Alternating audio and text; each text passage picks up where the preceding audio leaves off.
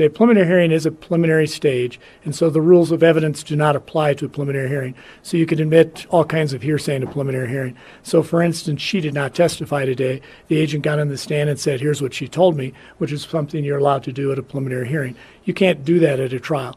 At a trial, you actually have to present the witnesses, and they have to testify about what they personally know. In a general sense, for those of you who have been at trials, I mean, there's a certain amount of hearsay.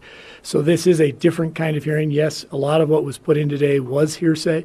That would not be the case at a trial.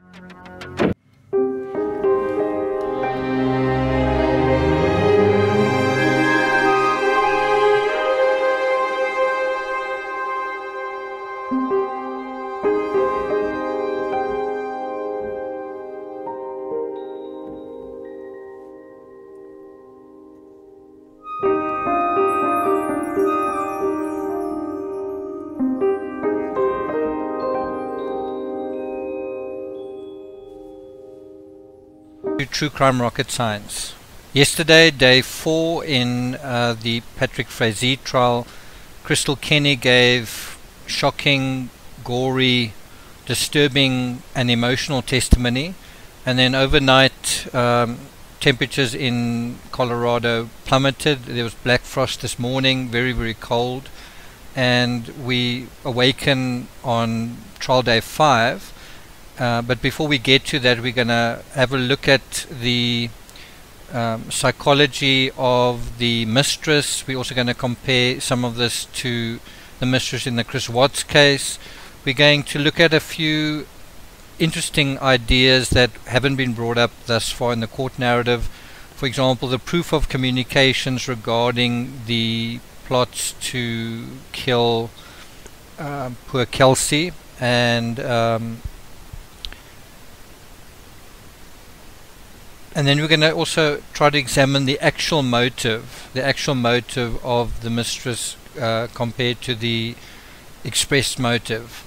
Before we get to that, please subscribe to this channel, please hit the bell, leave a comment, like, share, and so on, and let's get started.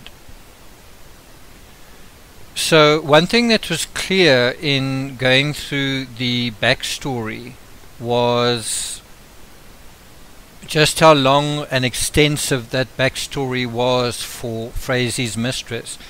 Kenney met Frazee as early as 2006, so we're talking about 12 years when we go back to the incident, so 12 years between the incident and when they first met. Compare that to Kessinger, who'd known Chris Watts for 6 weeks, and even if you want to expand that as far and wide as you possibly can, you're not going to get much more than maybe a month, and certainly they weren't Kessinger and Watts certainly weren't as involved. You can't even hold a candle to it compared to Kenney.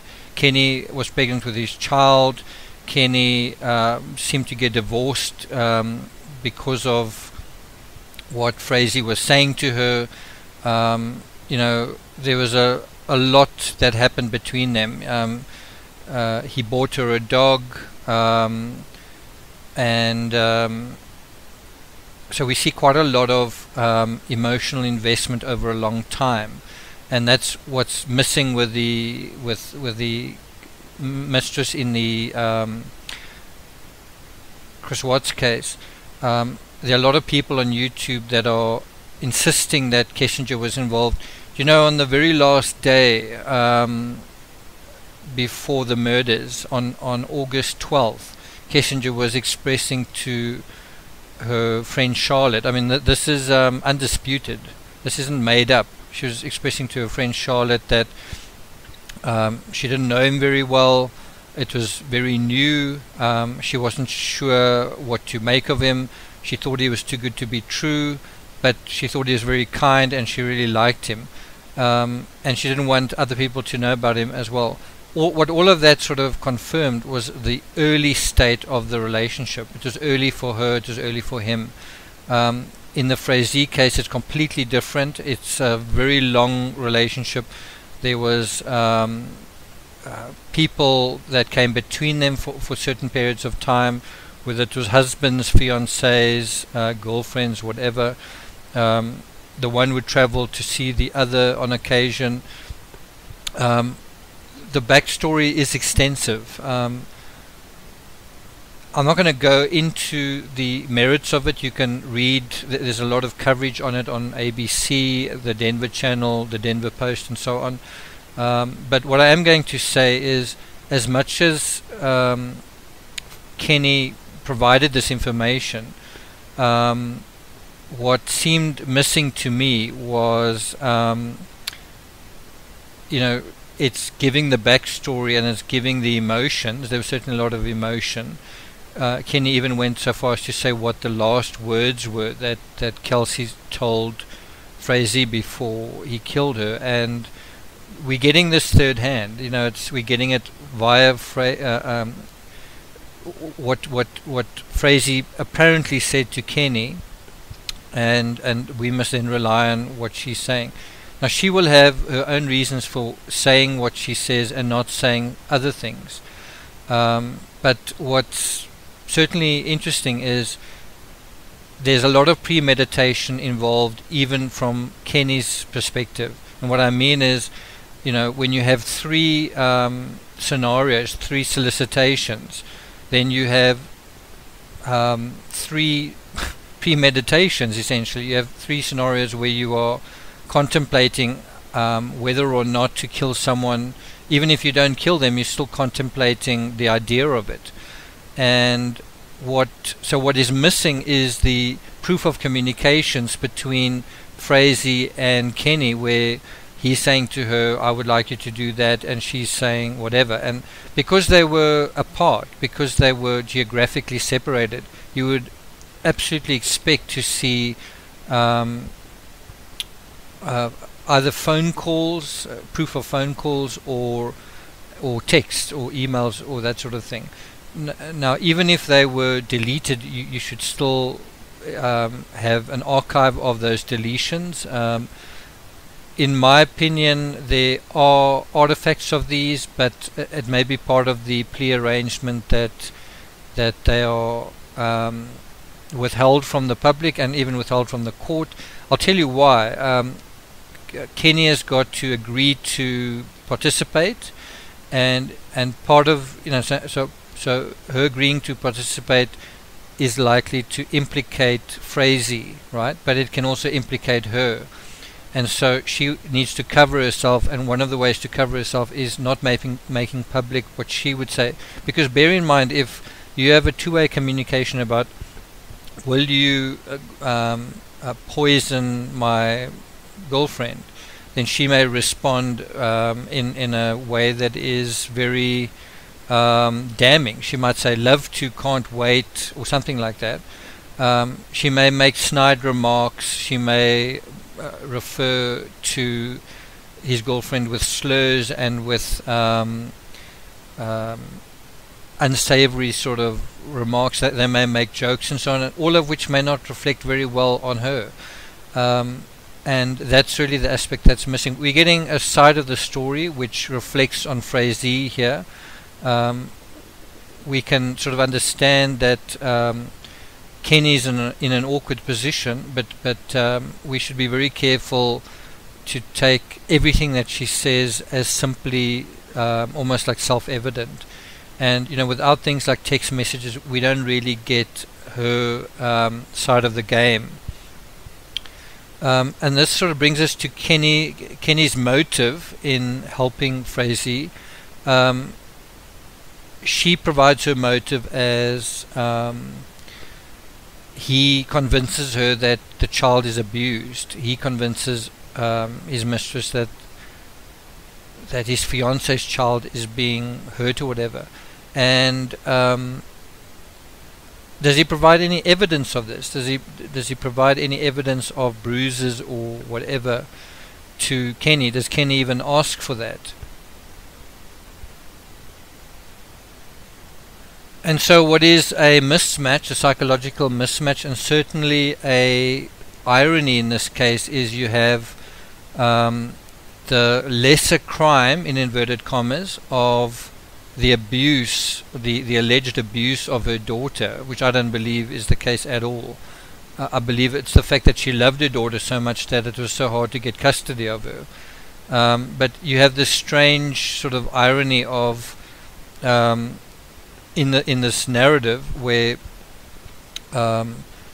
Kenney claims that she's sort of, her arm is twisted, her emotions are manipulated under the guise of this idea that this woman is hurting her child. And even though she sort of states that she was suspicious of this, and she states that she was not entirely convinced, especially when she met them in person, let's face it, she went ahead with 3 attempts. There were 3 solicitations, and then there were 3 attempts. When I say attempt, I mean, you know, she did go to the house with the coffee, with a spiked coffee. You know, it's literally like the witch carrying the poisoned apple. She literally went there with this poisoned apple. She says it wasn't poisoned. Well, that's also something where one must use one's own discretion to consider that. On the second occasion, she also went there, I think, with a pipe. Again, she said she went there and she thought she was being watched, so she went there. Again, it's the same sort of thing again. Why were you there with the weapon if you didn't mean to do anything? If you ultimately put her at the crime scene, I think she was at the crime scene on the 24th of November, 2 days after the crime. She's confronted with a bloodbath. She doesn't run out of the room. She's not... she may say that she was put off, she was aghast, she was horrified. She may say that, but she stuck around for, according to her, 3 to 4 hours in that bloodbath. She got down on her hands and knees and she cleaned up this bloodbath, this grisly, terrifying, horrifying, horrible scene. And that does show she had certainly a lot of, she'd resigned herself to Kelsey's death, and she'd resigned herself to participating in some way in that death, whether before or after the fact.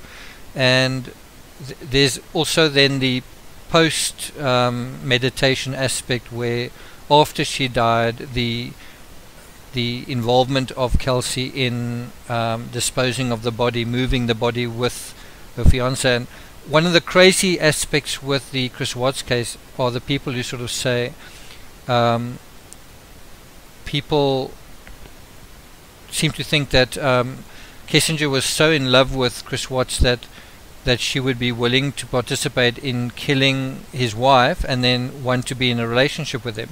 Now, that's a stretch even to believe with the Frazee case. It's hard to believe that this woman would know what this guy's intentions were and then still want to be in a relationship with Frazee and still want to possibly have his child or whatever.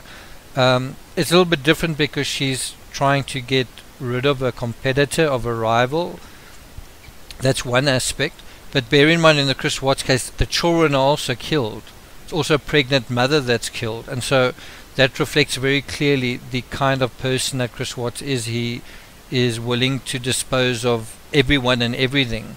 That's how addicted he was. That's how sociopathic he was at the time that he committed the crime.